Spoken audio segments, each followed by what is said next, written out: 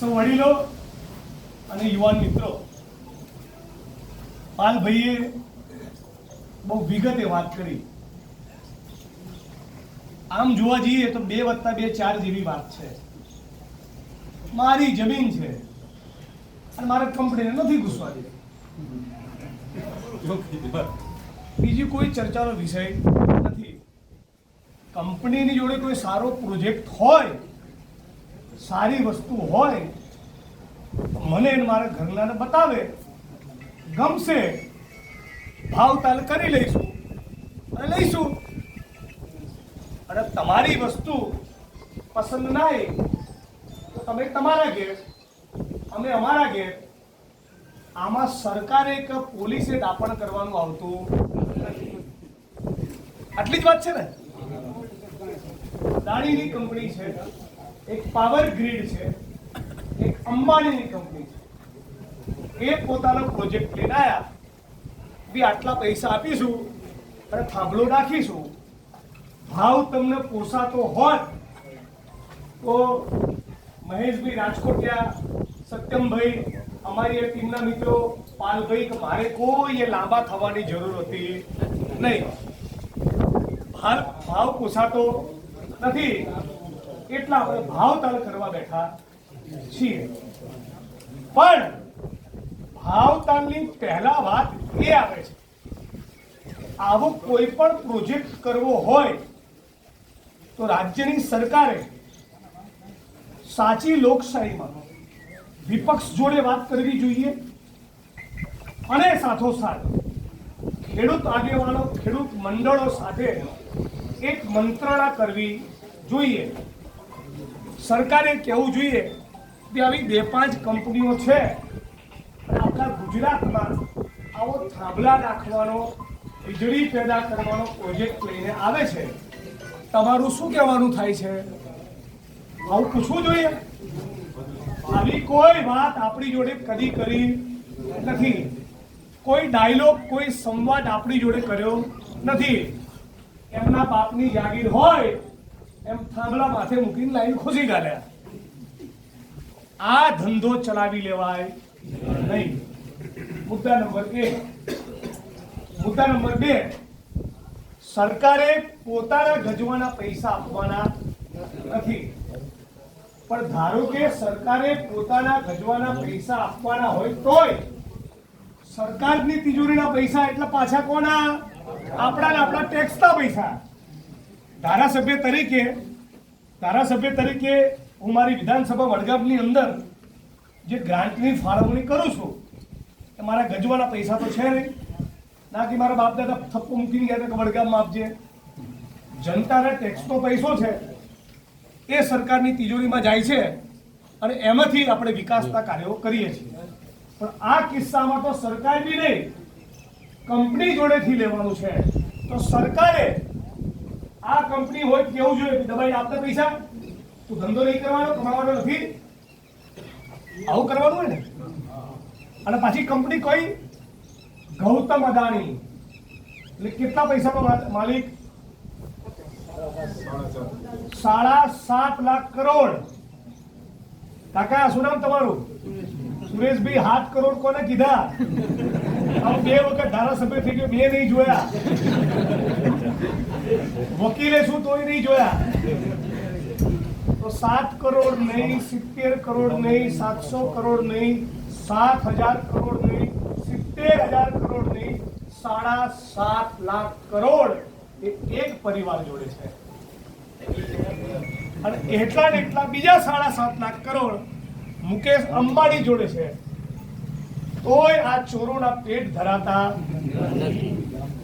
હવે જ્યારે આટલી મોટી કંપની આટલો મોટો પ્રોજેક્ટ લઈને આવી હોય તો કમાવાની તો હશે જ. તમે કોઈ જગ્યાએ 50 લાખનું મૂડી રોકાણ તો જ કરો જો એમાંથી 1 કરોડ, 2 કરોડ, 5 કરોડ કમાવાના હોય. તમે મોરબીની બજારમાં દુકાન કરો 50 લાખની, મહિને 10,000 કમાવાના હોય તો કરો. લાખ રૂપિયા કમાવાના હોય તો જ તમે 50 લાખનું મૂડી રોકાણ કરો. આ કંપનીઓ ઓલરેડી કરોડપતિ, અરબપતિ, ખરબપતિ છે જ, પણ હજી એમની ભૂખ સંતોષાતી નથી. અને એટલા માટે આવા જાત જાતના ઘટકડા, જાત જાતના પ્રોજેક્ટ લઈને આયા કરે. તો સરકારની જવાબદારી, આપણા ચૂંટાયેલા 182 ધારાસભ્યોની જવાબદારી શું કે બધા ભેગા થઈ, મુખ્યમંત્રી, કેબિનેટ મંત્રીઓ બધા ભેગા થઈ કંપનીને કહે કેટલા પાનો 25 લાખ નહીં ચાલે 50 લાખ, કેટલા પાનો 50 લાખ નહીં ચાલે કરોડ આપ, કેટલા પાનો કરોડ નહીં ચાલે 2 કરોડ આપ. આ સરકારની જવાબદારી બને છે. એના બદલે સરકાર શું કરે છે? આપણને કહે છે કે 5-10 લાખ દેવાના લઈને ચૂકતા ફૂટ નજર બોલાય પોલીસ કે હાલ દંડા. કંપનીને કશું કહેતા કોને કહે છે? આપણને. અને લાલ કિલ્લાની પ્રાચીર પરથી વિશ્વગુરુ પછી ભાષણ કરે, ઓહો હો મારા જગતના તાત, હે ચોરના દીકરાઓ. ભાષણ કરે ને વિશ્વગુરુ, શું કે જગતના તાત એમ કરીને જાત જાતની ડાઈ વાતો કરે અને પછી ધીમે રહીને આપણું કાસળ કાઢી નાખે. દિલ્હીમાં ખેડૂત વિરોધી કાયદાઓની વિરુદ્ધમાં ખેડૂતોને જેમાં ખૂબ નુકસાન હતું એવા કાળા કાયદાઓ પાછા જાય એના માટે 1 વર્ષથી વધારે સમય સુધી ઉત્તર પ્રદેશ, હરિયાણા, રાજસ્થાન અને ખાસ કરીને પંજાબના ખેડૂતો લડ્યા. આપણે બધાએ જોયું. એ લડતમાં 690 જેટલા ખેડૂતો હોમાયા. કેટલા? આપણે તો આ વળતર કરોડ, 1.5 કરોડ, 2 કરોડ મળે એના માટે લડવું છે ને. ગજવામાં ખેડૂતના ગજવામાં 2 પૈસા વધારે આવે એના માટે લડવું છે. આમાં આપણા દીકરાઓનું કે ઘરના કોઈ સદસ્યનું બલિદાન આપવાનું થતું નથી. પણ એ 690 ખેડૂતોને સલામ છે, એમના પરિવારો કે એક ખેડૂતનું બલિદાન આપણે જોયું, બીજાનું જોયું, 10 મર્યા, 50 શહીદ થયા, 100 લોકોએ શહાદત આપી, પણ એમણે એ માંડવો હટાયો નહીં, એ મંડપ મૂક્યો નહીં. મતલબ કે એ આખા ભારતના ખેડૂતો માટે બલિદાન આપવા માટે તૈયાર થયા. હવે તમારે 50 લાખના કરોડ લેવા હોય ને તું ટ્રેક્ટર લઈને ગાંધીનગર આંટોય ના મારું તો મરવું નથી, સ્વર્ગે જવાશે. બોલો બંકો, હે આપણે બલિદાન નથી આપવાનું, શહાદત નથી વરવાની, છાતી પર ગોળી નથી ખાવાની, અંદમાન નિકોબારની કાળા પાણીની સજાએ ભોગવવાની નથી. આ તમને 2-2 કરોડના આસામી પાલભાઈ બનાવવા માંગે છે એટલે લપ કરવા આવ્યા છીએ. અમને તો બહુ આશીર્વાદ જ આપવાના ને. મારી ચૂંટણીમાં તો સુરેશભાઈ પ્રચાર માટે આવવાના નથી કે લાખ રૂપિયાનો માણસ છે ગીતા એવું કહેવાતા આવવાના છે. તો આપણે આપણા પોતાના સ્વાર્થ માટે, આપણે આપણા ખેડૂત સમાજ માટે, તમામ ખેડૂત ભાઈઓ માટે સાથે મળીને એક મોરચો લઈને ગાંધીનગર ના જઈએ તો ભૂપેન્દ્રભાઈના મનમાં કઈ રામ નથી વસ્યા, જાઓ 2 કરોડ લેતા જાઓ, આપી દેવાના. તો લડવું તો પડશે. અને કોની સામે લડીએ છીએ? કરોડપતિ, પૂંજીપતિ, ઉદ્યોગપતિઓની સામે. એની જોડેથી જેટલું પડાવો એટલું ઓછું છે. તમે આ કંપનીઓ જોડેથી એક ખેડૂતને 5-5 કરોડ મળતા હોય, આ કંપનીઓ જોડેથી એક ખેડૂતને 5-5 કરોડ મળતા હોય અને ખેડૂતો ગાંધીનગરમાં તંબુ તાણીને બેસવા તૈયાર હોય તો અઠવાડિયે ખાલી 2 દાડા મારા મત વિસ્તારની છૂટ આપજો, બાકી 100 દાડા તમારી જોડે બેસવા હું તૈયાર છું.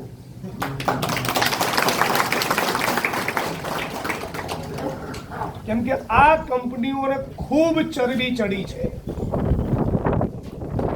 સરકાર અને કંપની બંને એક થઈ ગયા છે અને આ બંનેની દલાલી કરે છે પોલીસ અને પ્રશાસન અને વહીવટી તંત્ર.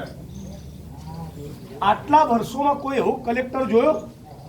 એક મિનિટ, પેલા મારા ખેડૂત, હું આજે સવારે ઓફિસમાં 10:30 આવ્યો ને ચા નાસ્તો કરીને આવ્યો, એ અનાજ ખાધો, બાજરાનો રોટલો ખાધો, એ જગતના તાત ખેડૂતનો પરસેવો છે. તું કોણ છે? કંપની વાળો. Get out. આવું કહેનાર વાળો કોઈ કલેક્ટર દેખાતો? આ કંપની વાળા ધોકા મારે એવો કોઈ એસપી દેખાતો? આ કંપનીની ઉઘરાણી કરે, કંપનીને દબાઈને તમને 2 પૈસા વધારે આપે, અને એવો કોઈ મંત્રી દેખાતો? સાચું કહું છું? સહમત છો વડીલો? વાત સાચી છે ને? મતલબ કે આ નોકરો, આ કલેક્ટર, મામલતદાર, પ્રાંત અધિકારી, PSI, PI, DYSP, SP, IG, આ બધા આપણા નોકરો આપણા એટલે કે જનતાના કયામાં રહ્યા નથી. વાત સાચી ખોટી? કારણ કે હું ધારાસભ્ય છું, એટલે આ તમારું આ કુંડાળું ભેગું થયું અને તમારા વિસ્તારના કામ કરવા માટે કામ કરો.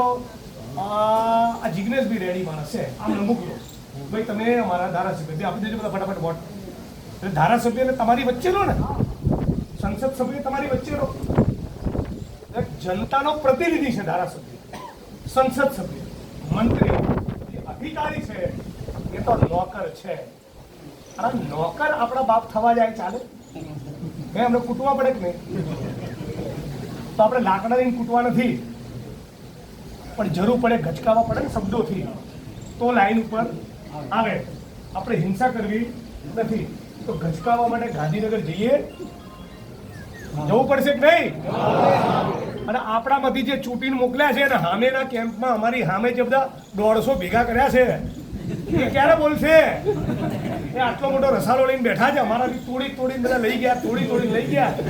એટલે અમારા વાળા ક્યાંય નથી બોલતા, અને ઓરિજિનલ છે તમારા વાળા ક્યાંય નથી બોલતા. સાચું ખોટું? ભેગા પૂરી ગોળ ભાગે અને મહેશ રાજકોટ પરસેવો પાડે છે. સાચું ખોટું? તો આ લોકોને પણ જગાવવા પડશે. એટલે અધિકારી અને નેતા એ આપણામાંથી જ નીકળેલા છે, પણ આપણા કયામાં રહ્યા નથી, આપણી વાત કરતા નથી, આપણી વકાલત કરતા નથી. આપણને 2 પૈસા વધારે મળે ખેડૂતોને, એમાં રસ લેતા નથી. તો જેમ ખેડૂતોની બોચી પકડી, એમાં આપણે એમની બોચી પકડીને કહેવું પડે કે ભાઈ આટલા તો પૈસા નહીં પોસાય, ના પાડી દીધે તારી કંપનીને, થાંભલો નાખવા નહીં મળે, હા એ ભડાકા કરી લે. આપણે કહેવું પડશે. હું ગયો તો કોણ, અને ત્યાં મેં જોયું મારી આંખ સામે, પહેલા વિડીયો જોઈને આ પાલભાઈ ને મહેશભાઈ ને રાજીભાઈ લડતા હતા, વિડીયો જોઈને હું ટાઈટ તો થતો બેઠો કારણ જવું તો છે, પણ પ્રત્યક્ષ દર્શન કર્યા નતા. આ જોયું ત્યારે ખબર પડી કે ખેતરની અંદર જે બધું 67 મીટરનું જે કુંડાળું છે, એ 67 મીટરના એરિયામાં જે પેલો ટાવર, પેલું સ્ટ્રક્ચર, પેલું બાંધકામ, પેલો થાંભલો જે ઊભો કરવાનો છે, એના સિવાય 3 કિલોમીટર કંપની વાળા સામાન પાથરીને બેઠા હતા, જ્યારે એમના બાપની જાગીર હોય. અને મેં કીધું આનો પૈસો આપો છો? તો કે ના. બધું આનો પૈસો આપવા માટે ખેડૂત જોડે કોઈ મંત્રણા વાતચીત કરી કે ના? તો તારી જગ્યા તો પેલી 67 મીટર જ છે, એના કુંડાળાની બહાર તારે ફરવાનું નથી. 67 મીટરના કુંડાળાની બહાર તારે થાંભલા નાખવાના નથી, એક દોરડું પણ તાણવાનું નથી, સામાન પણ મૂકવાનો નથી. અને સામાન જવા આવવા માટે તો તને રસ્તો કરી આપ્યો છે, જવા આવવાનો રસ્તો અને 67 મીટરનું કુંડાળું, એટલો તારો અધિકાર. એના સિવાય 1 ઇંચ જમીન વાપરવી હોય તો અમને જમીન વાપરવાનો ભોગવટા હક આપવો પડે. કેટલો? મને મંજૂર હોય એટલો. એની પણ વાત કરવા માંગતા નથી. એટલે આપણે માનનીય મુખ્યમંત્રી ભૂપેન્દ્રભાઈને કહેવા જઈએ છીએ કે મૃદુ તો છો જ, આ કંપનીઓની સામે મક્કમ થા.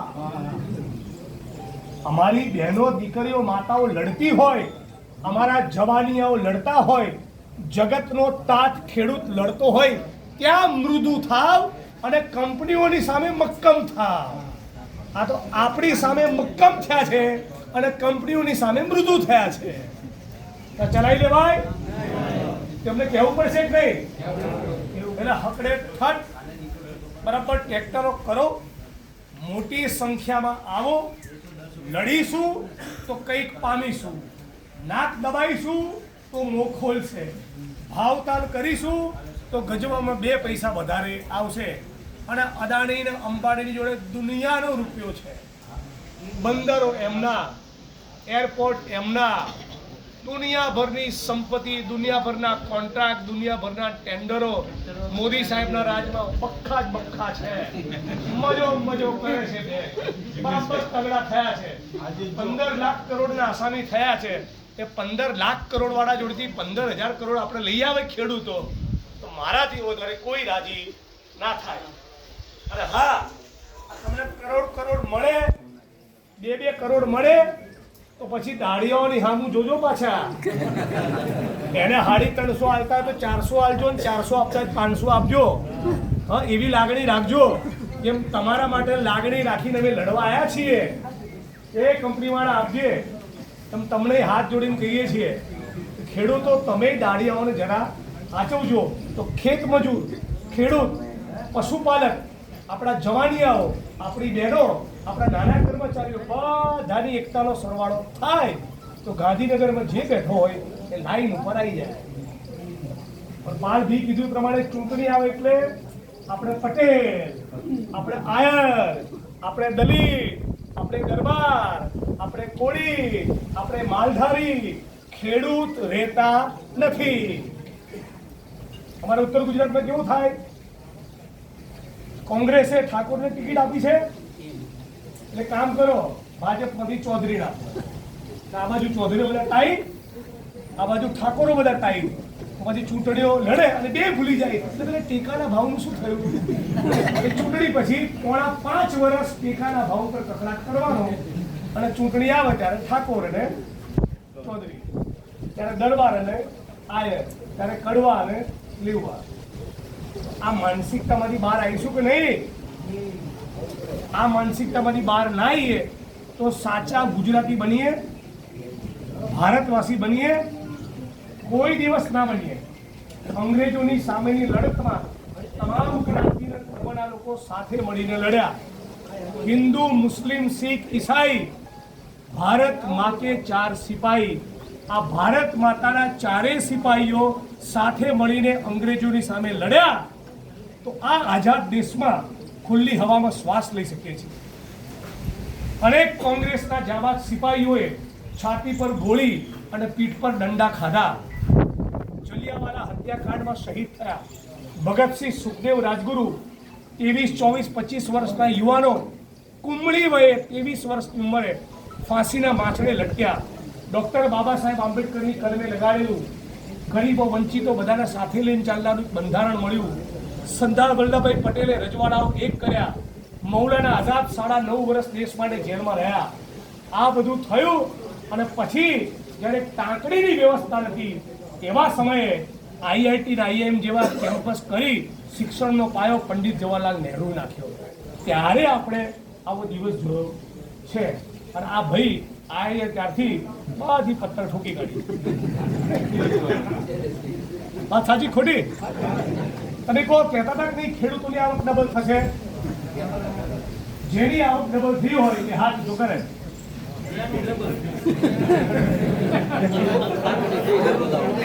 જેની આવક ડબલ થઈ હોય એવો એક ખેડૂત હાથ ઊંચો કરે.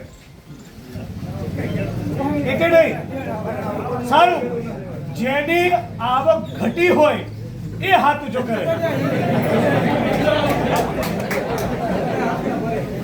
બાપુ, આ મેં શીખવાડી તમે બોલ્યા, તમારા દિલનો અવાજ છે ને, વાત તો સાચી છે ને. 2014માં સાહેબને પ્રધાનમંત્રી બનાયા ત્યારે ખેત ઓજારની જે કિંમત હતી, ત્યારે જંતુનાશક દવાઓની જે કિંમત હતી, ત્યારે ખાતરની જે કિંમત હતી, ત્યારે બિયારણની જે કિંમત હતી એના કરતાં 2 ગણી, 3 ગણી, 4 ગણી વધી, પણ આવક વધી નથી. આવક હતી એના કરતાં ઠપ થઈ ગઈ. અને તોય પતંગ દબાય તાલુકામાં, જિલ્લામાં, વિધાનસભામાં, સંસદમાં જય શ્રી રામ, ભારત માતા કી જય, વંદે માતરમ. સાચું ખોટું? થોડીક જાગવાની જરૂર ખરી? થોડીક પરિવર્તનની જરૂર લાગે છે? તમારો માયલો એવું કહે છે કે આ લોકોની દાદાગીરી બહુ વધી ગઈ છે, બહુ ગામમાં ટણી કરે છે, થોડો ફાટવા ચડ્યો છે, ચરબી કૂદી રહી છે, એવું લાગે છે ને?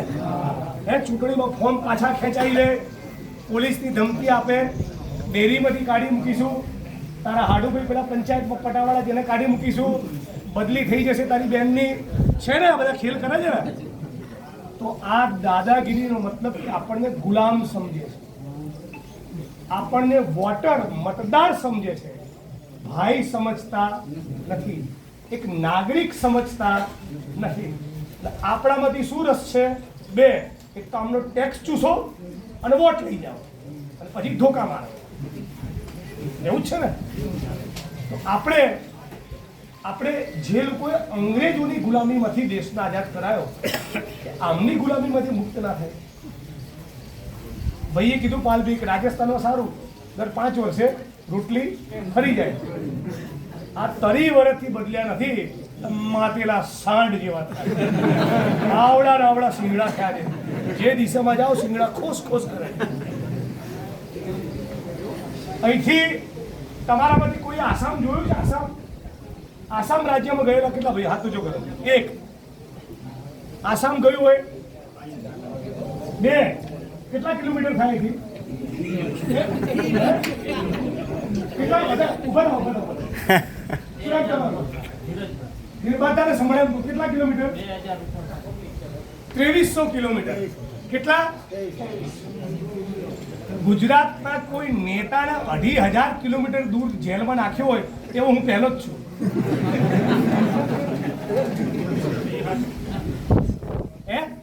બહુ તો તમને મોરબીમાં નાખે, રાજકોટમાં નાખે, ત્યાં અંદરથી કારીગરી કરો તો સાબરમતી સેન્ટ્રલ જેલ અમદાવાદ લઈ જાય, ફરી પાછા વકીલ મહેનત કરો પોરબંદર લાવે, જુનાગઢ લઈ જાય. કોઈ ધારાસભ્યને આસામની જેલમાં લઈ ગયા આવો કોઈ દાખલો છે? શું કારણ હશે?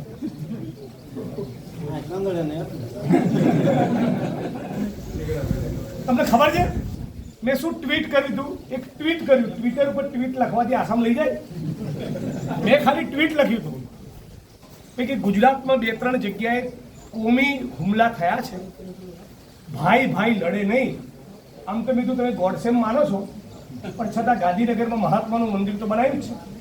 એટલે મહાત્માનું મંદિર બનાવવા વાળા વ્યક્તિ જોડે એટલી અપેક્ષા રાખું કે ગુજરાત આવો તો ગુજરાતની જનતાને શાંતિ જાળવવાની અપીલ કરજો.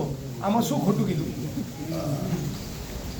આમાં એવો કેસ કર્યો કે આસામ રાજ્યના કોકરાઝાર વિસ્તારમાં મેવાડીને કારણે તોફાન થઈ ગયા. મોરબીમાં ના થયા, ટંકારામ ના થયા, અમદાવાદમાં ના થયા, દાહોદમાં ના થયા, ઝાલોદમાં ના થયા, મધ્યપ્રદેશના ઝાબુઆમાં ના થયા, યુપી બિહાર ના થયા, ઝારખંડ છત્તીસગઢમાં ના થયા, ઓરિસ્સામાં ના થયા, છેક આસામમાં તોફાન થઈ ગયા. બોલો. મારા વકીલે દલીલ કરી કે આરોપી જેને લાયા છો ગુજરાતથી એના નિવેદનના કારણે તોફાન થયા હોય તો તોફાનો બદલ એફઆઈઆર તો કરી હશે ને? બતાવો એની નકલ. કોઈ જવાબ નહીં. પછી જો ઘાટના કારીગરો કેવા છે. પછી શું કર્યું? એક કેસમાંથી જામીન મળ્યા એટલે બીજી પોલીસ લેવા આવી. મેં તો ચલો કોકરાઝારથી લઈ ગયા બારપેટા. એટલે રસ્તામાં બધા અધિકારીઓ વાત કરતા હતા, બધા ગપ્પા મારતા હતા, એટલે હું થોડું ખપકારતો હતો. એટલે મેં ધીમેને પૂછ્યું, એ તો કોઈ કયા કેસમાં લઈ ગયા? કાકા શું નામ તમારું? ચશ્માવાળા ધીરુભાઈ. પછી મેં પૂછ્યું, ધીરુભાઈ તો કયા કેસમાં લઈ જાઓ છો? બીજા ક્યાં તોફાન થયા? મને કે ના, તમારી પર બીજો આરોપ છે. તો શેનો? કે તમને ગુવાહાટી એરપોર્ટથી લઈને જતા હતા અને બાજુમાં પેલી મહિલા પોલીસને બેઠાડી હતી ને એની તમે છેડતી કરી.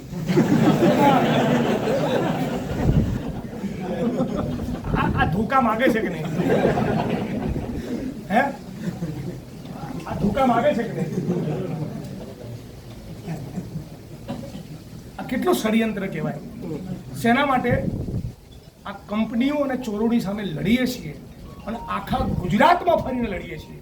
ખાલી પોતાના મત વિસ્તાર માટે નહીં. બોટાદમાં, ભાવનગરમાં, અમરેલીમાં, મોરબીમાં, જુનાગઢમાં, રાજકોટ અગ્નિકાંડ થાય તો હું પાલભાઈ 28 દાડા ત્યાં હતા અગ્નિકાંડના પીડિતો માટે. અમે કોઈ જ્ઞાતિ ધર્મ જોતા નથી. દ્વારકામાં લારી ગલ્લાને પાછળવાળાને હટાવે તોય હું પાલભાઈ લડવા જઈએ છીએ. અમદાવાદમાં માલધારી સમાજની કોલોની તોડે તોય લડીએ છીએ. અને અંબાજીમાં દેવી પૂજક ઠાકોર દલિત અને માલધારીઓના ઘર તોડે તોય લડીએ છીએ. આ ચોરોને ગમતું નથી. ફરી આવું ષડયંત્ર થાય તો અમારા માટે 2 લીટી લખશો ને? હે ના ભાઈ, વળતર મળી ગયું. અરે પાલજી તમે ઘેર અને મેવાડીએ ઘેર. કોક દાડો યાદ તો કરશો ને? કોક દાડો ક્યાંક શાક તો પૂરશો ને? કોક દાડો ગરીબ માણસનું આંદોલન કરતા હોય 2 જણ આવીને ઉભા રહેશો ને? એટલું જ થાય ને. મારી ચૂંટણીમાં ફંડ ના આપતા પણ મત વિસ્તારના લોકોને આવીને 2 દાડા રહીને એટલું તો કહેશો ને બી અમારા માટે લડ્યો તો તમારા માટે તો લડશે જ ને. હે કે અમારા વોટ નતા લેવાના તોય લડ્યો તો અમારા માટે તો તમારું તો કામ કરશે જ ને. એટલી તો અપેક્ષા રાખું કે નહીં? તો આશા રાખું છું આપણે બધા એક ઘરના છીએ, પરિવારના છીએ. આપણો આ પરિચય એ વર્ષોના વર્ષો સુધી રહે. તમે મારાને કંઈ પણ કામ હોય તો તમે મને યાદ કરો. હું એવું ઈચ્છું આ ધીરુભાઈ જેટલા વાર થઈ જાય મારા આવ ત્યાં સુધી આ વિસ્તાર સાથે મારો પરિચય રહે. અને આજની પેઢીના યુવાનોના વાળ ધીરુભાઈ જેટલા ઓછા થાય ત્યાં સુધી હું એમનું ટાંકું કરવા માટે તૈયાર છું. અને એમનું ટાંકું કરવા માટે અને આ વિસ્તારના લોકોના કામ માટે મારી શક્ય એટલી ઉર્જા હું લગાડીશ. એની તમને પાકી બાહેધરી આપું છું. ભલે અહીંથી લડ્યો નથી, ભલે અહીંથી ચૂંટાયેલો નથી, પણ તમે મને તમારો ધારાસભ્ય માનજો. એટલું કંઈ મારી વાણીને વિરામ આપું છું. 15 તારીખે બધા તાકાત લગાવીને ગાંધીનગર જઈએ. 2 પૈસા તમને મળશે તો મારો આત્મા રાજી થશે. આટલું કહીને મારી વાણી